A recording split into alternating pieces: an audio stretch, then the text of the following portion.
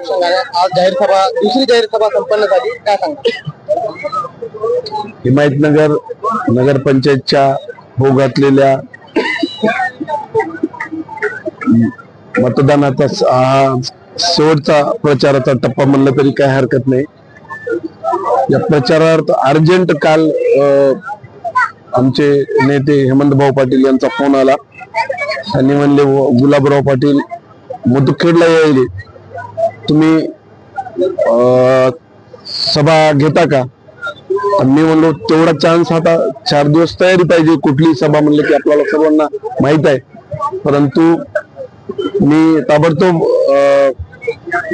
विवेक देशमुख यांनी आम्ही फोन केले तालुका प्रमुखाला, वळसे पाटलाला, विकास पाटलाला, इथल्या सर्व पदाधिकाऱ्याला.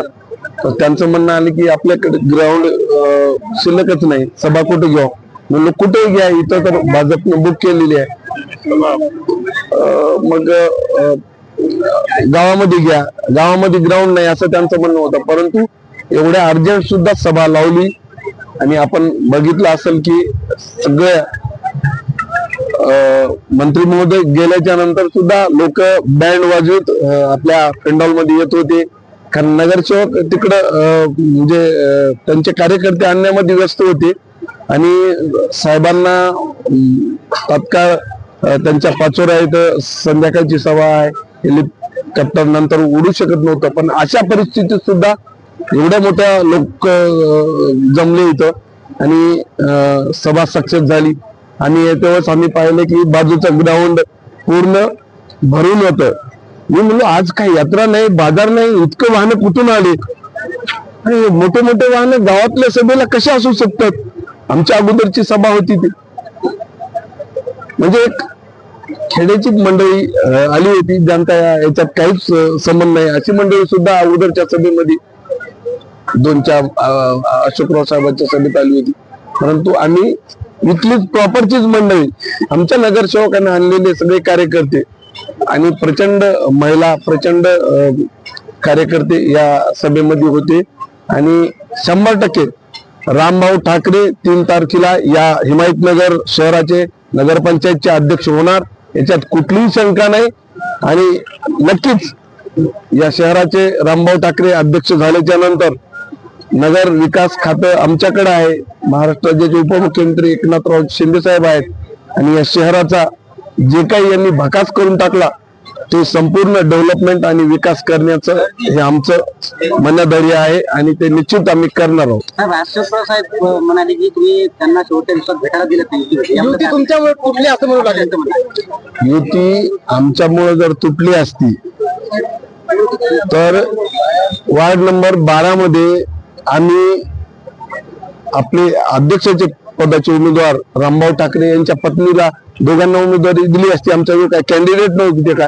एका जागेसाठी 5-5 कॅन्डिडेट होते, तरी सुद्धा त्यांच्याला का दिली की रामभाऊ ठाकरेचा विड्रॉल करून घ्यायचा आणि त्यांचा फॉर्म ठेवायचा. परंतु त्यांना मान्यच नव्हतं ना आरोप करायला. म्हणजे आम्ही पुरावे देतो ना. माझं संभाषण माझ्याकडे, मी आता कधीच कोणाचा कॉल रेकॉर्ड करत नाही, मला माहित सुद्धा नाही. परंतु माझा CDR काढा. मी अशोकराव साहेबाला जाहीर विनंती करायलो आपल्या मार्फत, मीडियाच्या मार्फत, माझ्या मोबाईलचा CDR काढा की माझं तुम्ही सांगितलेले किशोर स्वामी साहेबाचं अशोकराव साहेबाला मी 10 मिनिटं बोललो. शेवटच्या दिवशी सुद्धा, ज्या दिवशी फॉर्म म्हणजे शेवटचा फॉर्म भरायचा होता त्या दिवशी सुद्धा अशोकराव साहेबाला 10 मिनिटं बोललो, 8 ते 10 मिनिटं हात गाऊन. आणि बोलले की नाही बोललं हे माझ्याकडे पुराव्यासहित CDR काढलं की पुराव्यासहित निघतं. त्याच्यामुळे खोटं किती बोलावं आणि किती नाही हे आता मी तर आजच, आम्हाला तर काही याच्या अगोदर त्यांचे संबंधच नव्हते, परंतु भाजपात आले तेव्हापासून सुरू झाले. परंतु तेच आमच्यावर आरोप करायले, म्हणजे न्याय कुठे मिळावं आणि ते सुद्धा परमेश्वराच्या मंदिराच्या जागेत चे आरोप, म्हणजे परमेश्वरच आता पाहून घेईल. साहेब अशोकराव साहेब असं देखील म्हणतायत आपल्याकडे की आमच्या उमेदवाराला पळवून देण्याचा प्रयत्न झालाय, असं देखील आरोप देतात. नगराध्यक्ष पदाच्या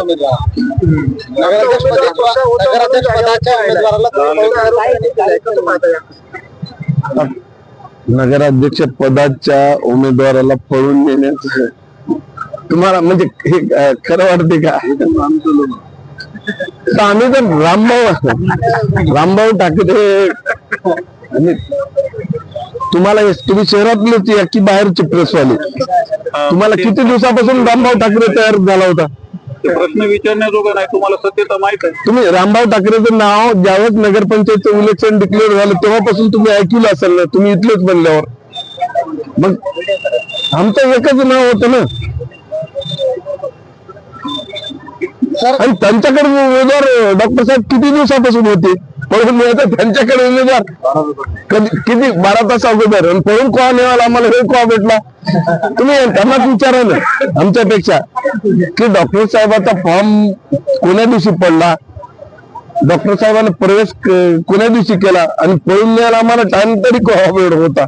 सर, तुमच्या पक्षाचे आमदार बांगर यांनी नागेश पाटील आष्टीकर हिंगोली लोकसभेचे खासदार यांच्यावर आरोप लावला की ते काही दिवसातच शिवसेनेमध्ये प्रवेश करतील, आणि काल तुमची प्रतिक्रिया ऐकली की उपराष्ट्रपती पदाच्या निवडणुकीमध्ये खासदार साहेबांनी क्रॉस वोटिंग केली, याबद्दल कशा प्रकारे पाहता तुम्ही? तुम्हाला सुद्धा माहितच आहे ना, मी काय बोललो ते खोटं काहीच बोललो नाही ना. मी जेवढं बोलतो अवांतर काहीच बोलत नाही, जे घडलं तेवढंच बोलतो.